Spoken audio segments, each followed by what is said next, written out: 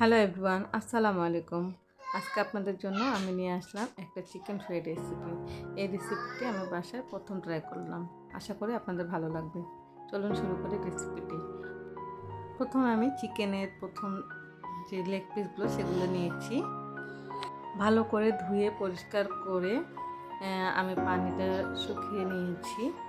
এরপর এগুলো আমি এখন চাকু দিয়ে কাটবো, ছুরি দিয়ে এই যে কাটবো, কারণ এখানে কাটে না দিলে আসলে এটার মধ্যে যে মশলাপাতি এগুলো ঢুকবে না। এ কারণে আমি দুটোরই সুন্দর করে কাটে নিয়েছি।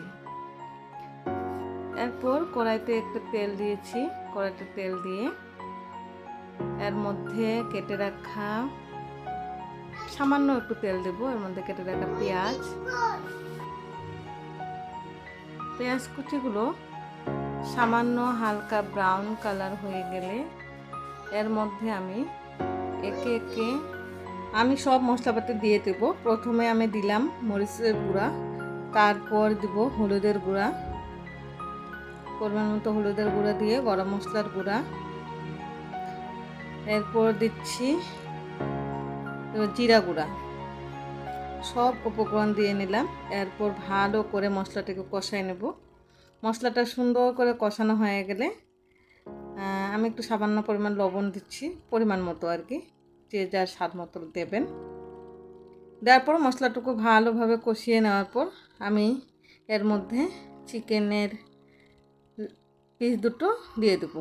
দিয়ে নেড়ে চেড়ে এপাশ ওপাশ দিয়ে সুন্দরভাবে তাকে কষিয়ে নেব।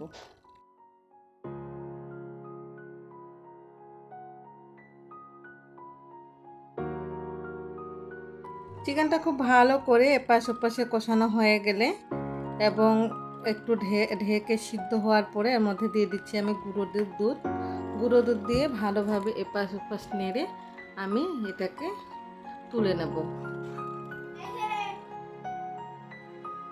তুলে নেওয়ার পর আমি চুলায় একটু কড়াই বসিয়ে এর মধ্যে তেল দিয়ে দিচ্ছি ভাজার জন্য। আর এদিকে একটা ডিম আমি বাটিতে ফেটিয়ে নিয়েছি। চিকেনটার গায়ে খুব ভালো করে আমি মিশাচ্ছি যাতে এর মধ্যে ব্রেড ক্রাম্বগুলো খুব ভালোভাবে লেগে যায়।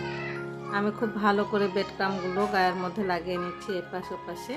এভাবে আমি দুটোই সুন্দরভাবে করে নেব, ঠিক এমনিভাবে।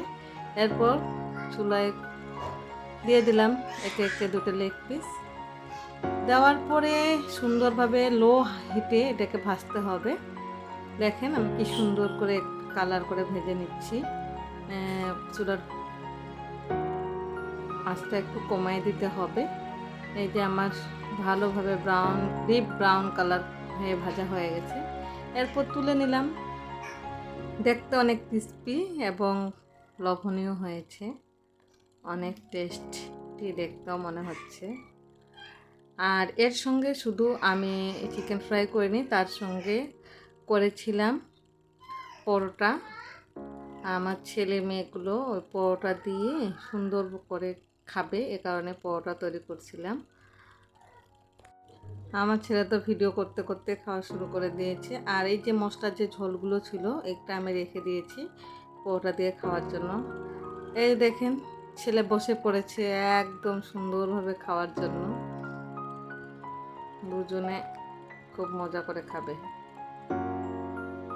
ছেলেকে জিজ্ঞাসা করলাম আব্বু কেমন হয়েছে, দেখেন সে মুখে কথা না বলে হাতের ইশারায় দেখিয়ে দিচ্ছে আসলে খেতে কেমন হয়েছে।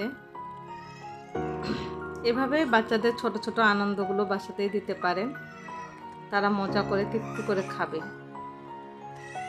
ভিডিওটি ভালো লাগলে লাইক করবেন, কমেন্ট করবেন, শেয়ার করবেন এবং চ্যানেলটি সাবস্ক্রাইব করতে ভুলবেন না। আল্লাহ হাফেজ।